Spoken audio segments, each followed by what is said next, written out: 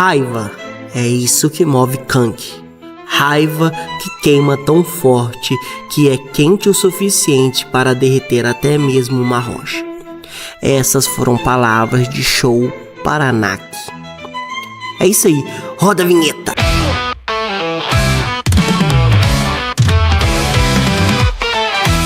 Salve, salve, seres humanos! Hoje nós iremos fazer um vídeo sobre Kank, o Decapitador, a sua filosofia em Kingdom.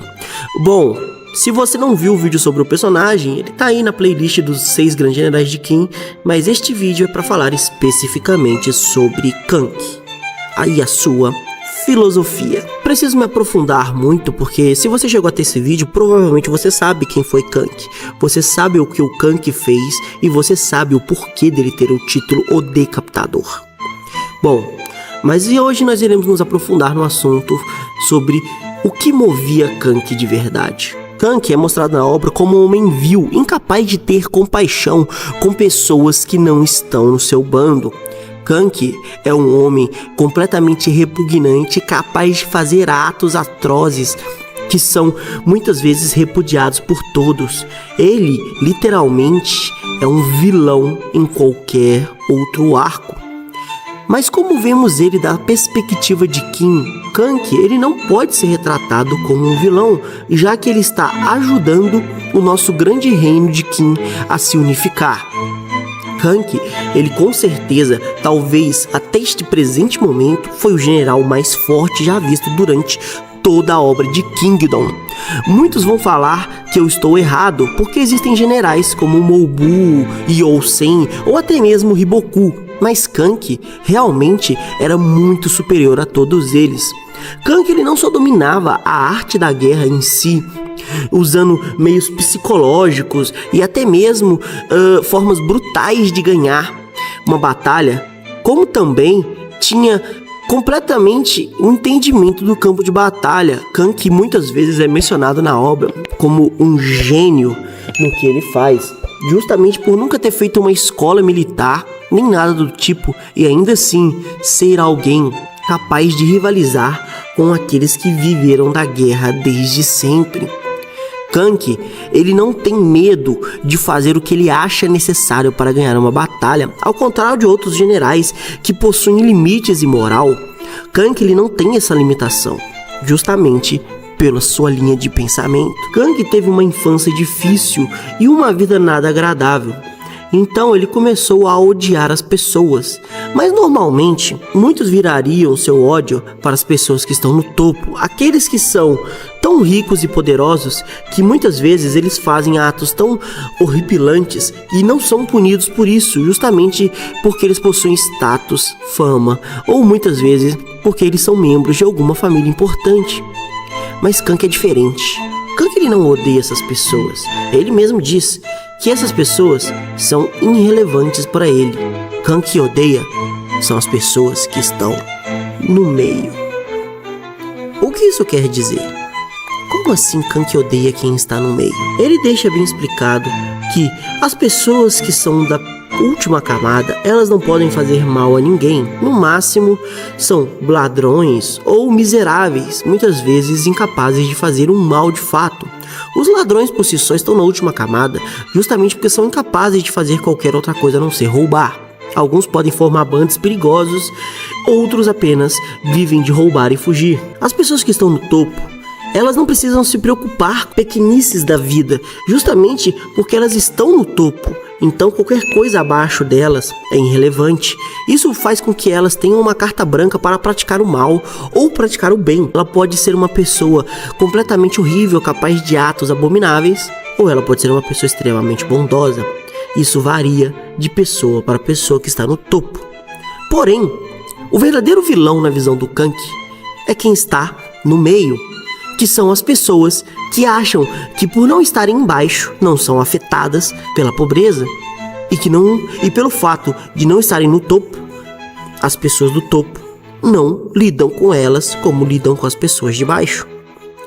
Mas essas mesmas pessoas, elas estão lá vendo essas coisas acontecerem, vendo toda a desgraça do mundo e não fazem nada. Pro Kank, essas pessoas são os verdadeiros vilões, porque como elas são a maioria das pessoas e elas não fazem nada, este mundo só é uma merda porque essas pessoas estão lá. E esse é um dos motivos porque o Kank, ele não tem nenhum pudor em simplesmente matar milhares de pessoas simples, chegar em aldeias e decapitar e dizimar as pessoas das formas mais cruéis possíveis, justamente porque na visão dele, essas pessoas são as verdadeiras vilãs. Porque o cara que serve um senhor feudal cruel, essa pessoa ela sabe da crueldade daquele homem e não faz nada. O cara que ele serve em um exército de uma pessoa que claramente é vilanesca e não faz nada, esta pessoa é tão pior do que o seu mestre, justamente porque ela serve aquele que pratica o mal. O Kank, vendo isso e tendo em sua mente uma forma distorcida de bondade, justamente sendo bom apenas para aqueles que estão à sua volta e para aqueles que têm algum tipo de consideração, ele vê nas pessoas do meio simplesmente seres abomináveis, vilões de fato. Porque se essas pessoas se unirem e impedir que os seus senhores feudais pratiquem o mal, ou que exércitos sejam montados para tirar a vida de pessoas ou casas, isso seria possível, mas elas não fazem, porque elas são omissas. E na visão de Kank, a omissão é talvez o maior dos pecados. Você ter o poder de fazer algo e simplesmente não fazer. Para Kank, as pessoas do meio são os verdadeiros inimigos. São aqueles que devem pagar o preço das guerras. São aqueles que devem ser massacrados sem piedade. São aqueles que devem ser aprisionados e escravizados na visão dele. Kank, ele não tem nenhum pudor em matar e transformar essas pessoas em coisas abomináveis, tendo até mesmo começado a tradição de decapitar pessoas e simplesmente desmembrá-las a partir da criação do clã Saki, que logo após a sua saída continuou fazendo esses atos, justamente porque Kank mostrou para eles que como eles não são nem as pessoas do topo e nem as pessoas de baixo, eles devem ter medo das pessoas do meio, porque a partir do momento em que essas pessoas existem, elas são seus inimigos. E Kank, ele transborda isso durante toda a obra, justamente porque ele sente em seu coração uma necessidade de exterminar todas essas pessoas.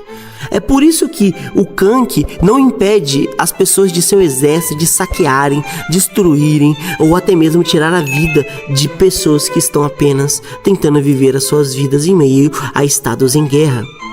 Este também é o motivo para que ele olhe a guerra como uma forma de destruir e conseguir alcançar o seu objetivo, justamente pelo fato de que as pessoas que estão no meio são seus inimigos. Um dos atos mais atrocitos que Kank fez foi decapitar os 100 mil homens de Zal.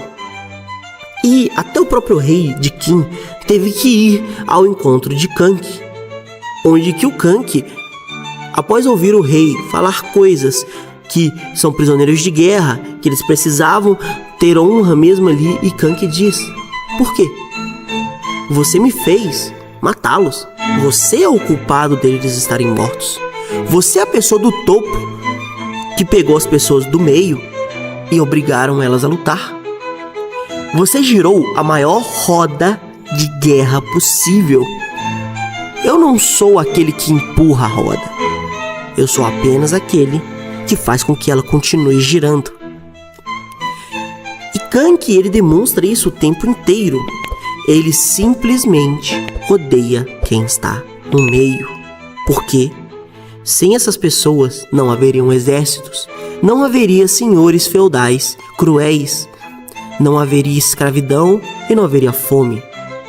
E ele bota a culpa justamente naqueles que se omitem. Se eles são a maioria e pelo fato deles serem a maioria formam exércitos para defender quem está no topo, por que eles não tiram essas pessoas de lá? Porque eles são coniventes. E se eles são coniventes, eles são piores do que as pessoas que estão no topo. Bom, tomara que vocês tenham gostado desse vídeo.